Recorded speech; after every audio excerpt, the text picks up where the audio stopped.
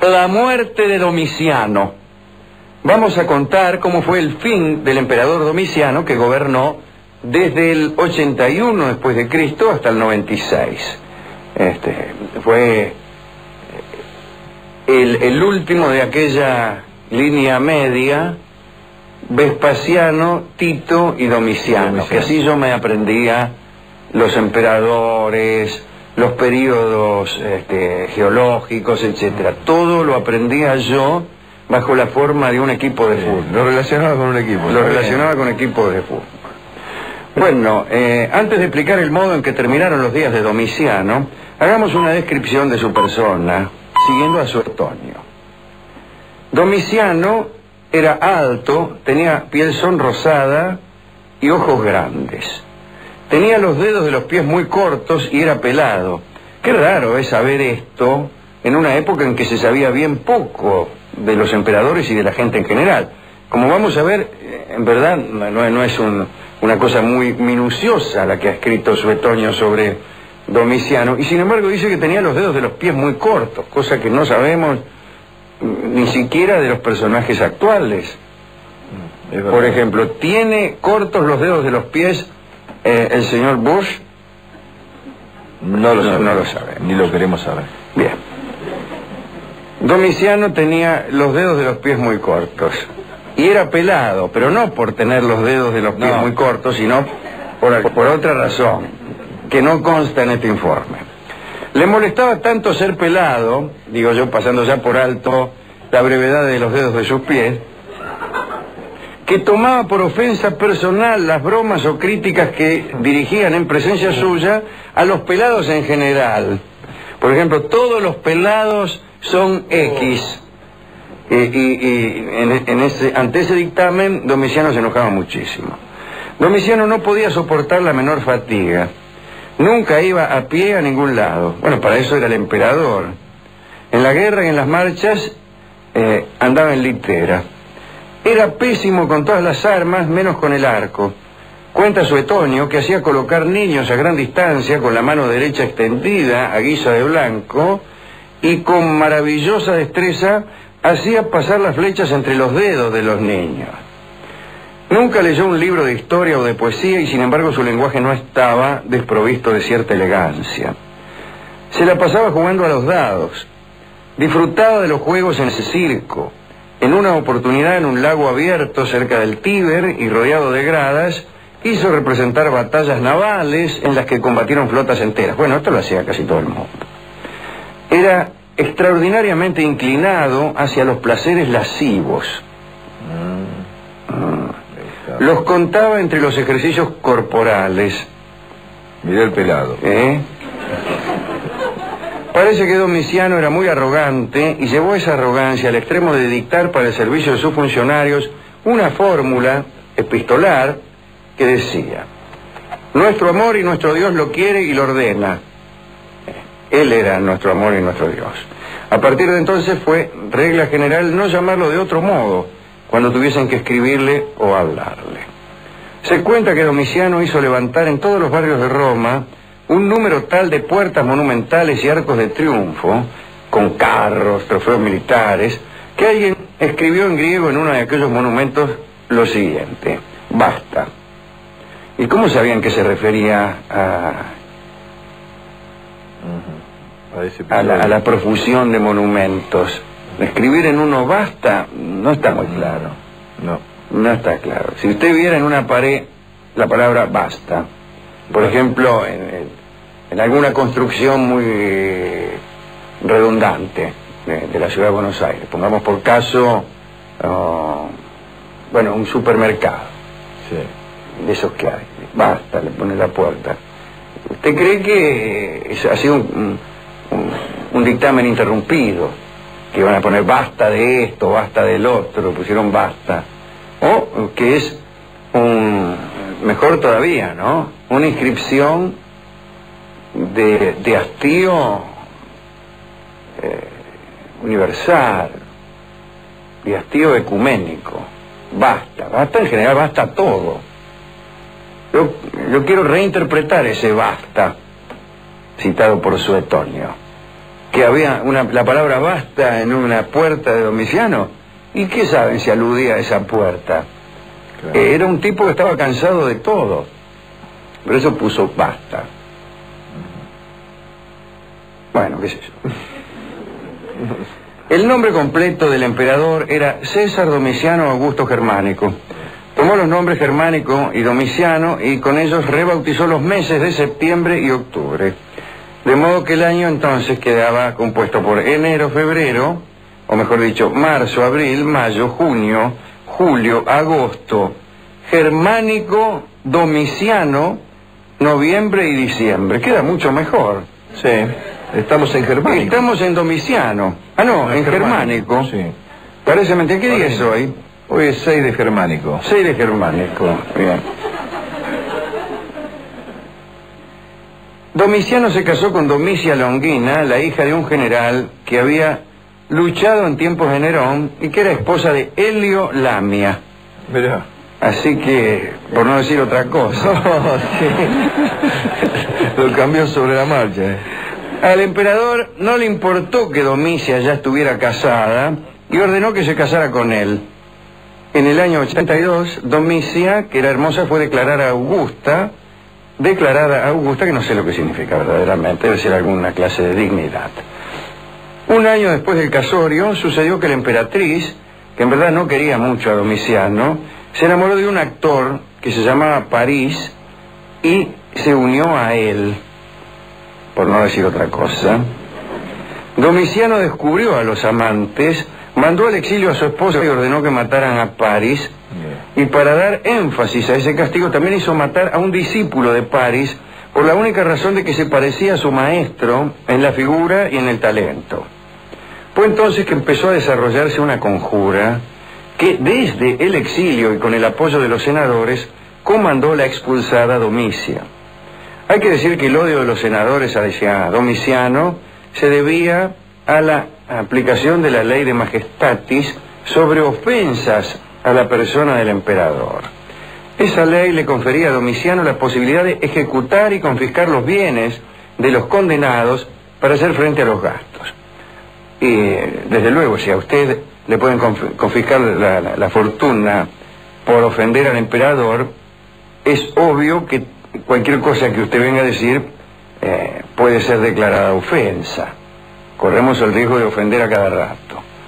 Y efectivamente todo era ofensivo. Y el emperador despojó a muchos senadores de sus riquezas y aún de sus vidas.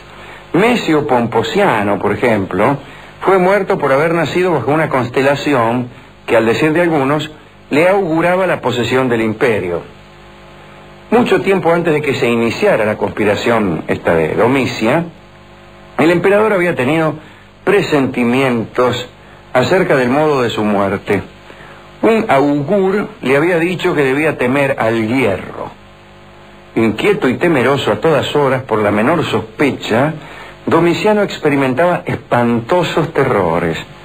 En un momento, el emperador quiso mandar a talar las viñas, porque sí, porque no le gustaban.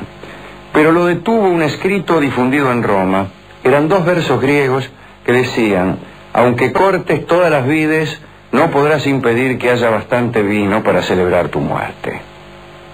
Tan preocupado estaba por su vida que hizo disponer en la galería de su palacio piedras penguitas, que eran piedras espejadas por muy pulidas, que le permitían ver a sus espaldas. Pero nada le causó tanto miedo como la respuesta del astrólogo Ascletarión, que había predicho la muerte del emperador. Domiciano le preguntó entonces al astrólogo cuál sería su propio fin, a lo que Ascletarión respondió que lo destrozarían los perros. Domiciano mandó a degollar al astrólogo en el acto para demostrar que sus vaticinios eran errados y ordenó que se los sepultara con el mayor cuidado. Pero cuando los soldados estaban por ejecutarlo, era solamente uno, sobrevino una tempestad, una desbandada general, y curiosamente unos perros mordieron al adivino y después se lo comieron. No creo eso. No creo. Para mí no. Un testigo, falso seguramente, contó que el emperador... le contó al emperador lo que había pasado. ¿Sabe lo que le pasó a Ascletarión? Se lo comieron los perros. Y Domiciano huyó a encerrarse en su habitación para no morir. Evidentemente, cuando uno se encierra en su habitación, no muere. A la mañana siguiente, el emperador oyó y condenó a muerte a otro, Arúspice, que le habían enviado de Germania por haber predicho sobre la fe en un relámpago una revolución en el imperio. El 16 de septiembre del 96, Esteban, un funcionario conjurado con Domicia, fue en busca del emperador con la excusa de que había descubierto un complot contra él. Se presentó con un brazo envuelto en lana y vendajes.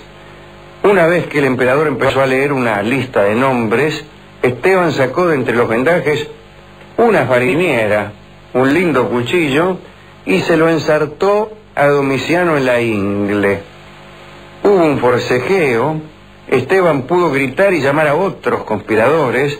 Al final, 7 puñaladas mataron a Domiciano, que tenía 45 años.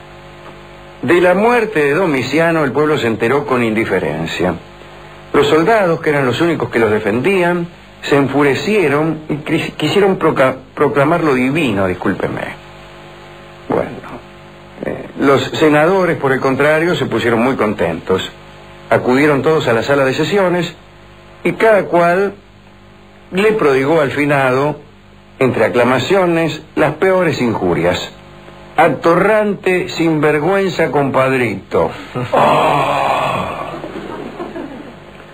Más tarde hicieron arrancar los bustos y los escudos de los triunfos de Domiciano y decretaron por último que en todas partes fueran borradas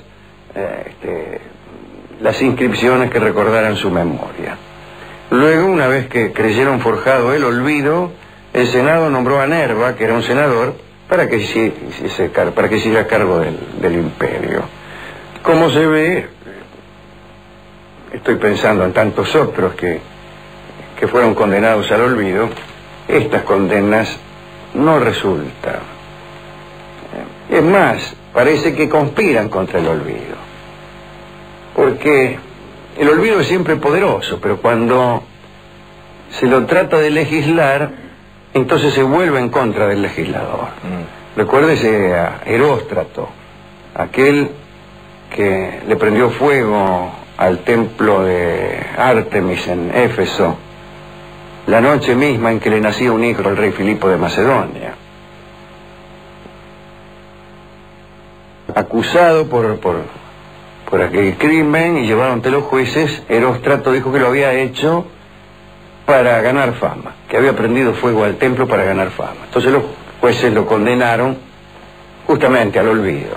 Prohibieron que se recordase su nombre en toda la Hélade. No lo consiguieron. Aquí estamos hablando otra vez, una vez más, de Heróstrato y de cómo lo condenaron a ser olvidado. Y eso lo inmortalizó. Dirán ustedes, conviene entonces, cuando uno quiere olvidar, no condenar al olvido. La respuesta es, así es.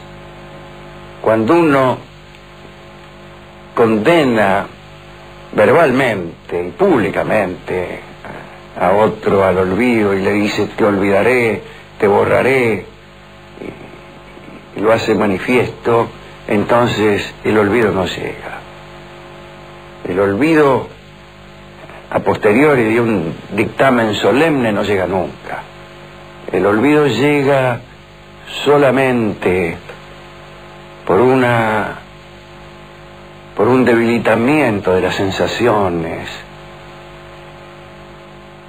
por un afantasmarse de las percepciones que uno tiene de alguien, por un engrosamiento de los espacios intercalares de silencio entre las veces que nombramos a alguien. Y un día ese alguien desaparece. Pero si pensamos en alguien solo para olvidarlo, estamos haciendo exactamente lo contrario. No lo puedes provocar en la vida, ¿no? Exacto, lo que es olvidar. Bien. Hemos ido a la discoteca, estaba mirando a Rolón para que sí, lo miraba con cara de hiciera termo. una dedicatoria, pero era un termo. Sí. Hemos ido a la discoteca y, en virtud de esta obsesión por los adivinos que tenía el emperador, nos han dado el tango Lo que vendrá, que es preocupación del adivino, desde luego.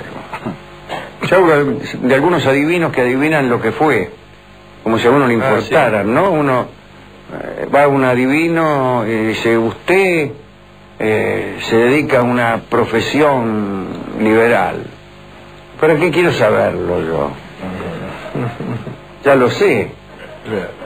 Lo sé mejor que usted. Sí. Soy bibliotecario, dice el tipo. No voy a venir a un adivino a pagarle 50 pesos porque me diga de qué trabajo. Claro. Tiene una vida muy sedentaria usted. Sí, claro. ¿Y qué me importa? Bien, el tango Lo que vendrá será interpretado por Astor Piazzolla y su quinteto. Adelante, Astor.